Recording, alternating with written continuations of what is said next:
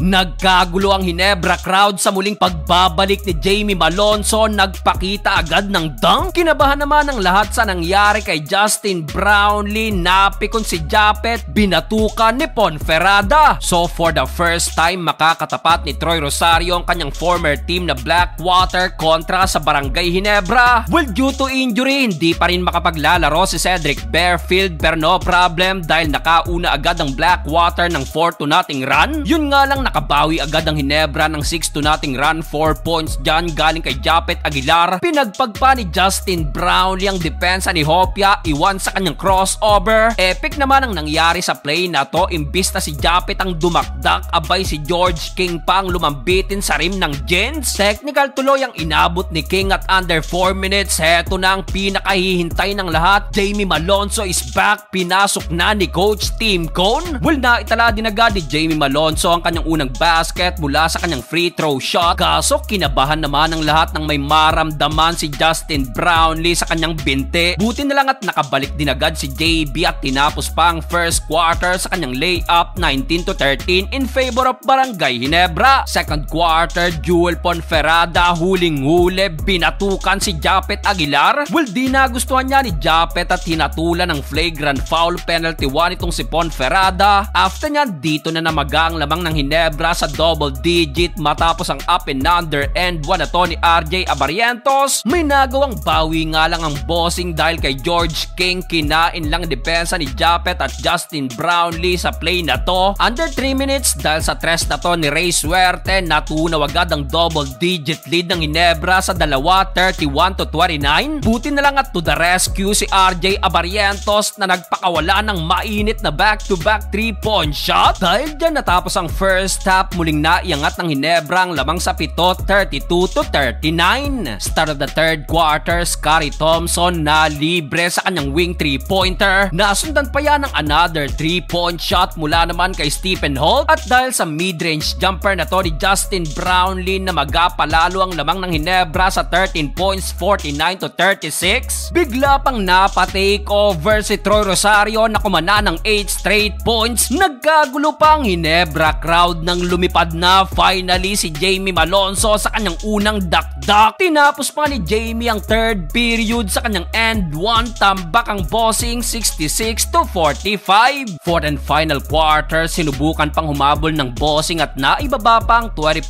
point lead ng Ginebra sa 14 points, 63-77. Pero right away, pinatahimik din agad dyan ni Von Pesumal na kumana ng 4-point shot off the bench. Dahil dyan di na nakabalik pa ang bossing, panalo ang Ginebra sa muling pagbabalik ni Jamie Malonzo.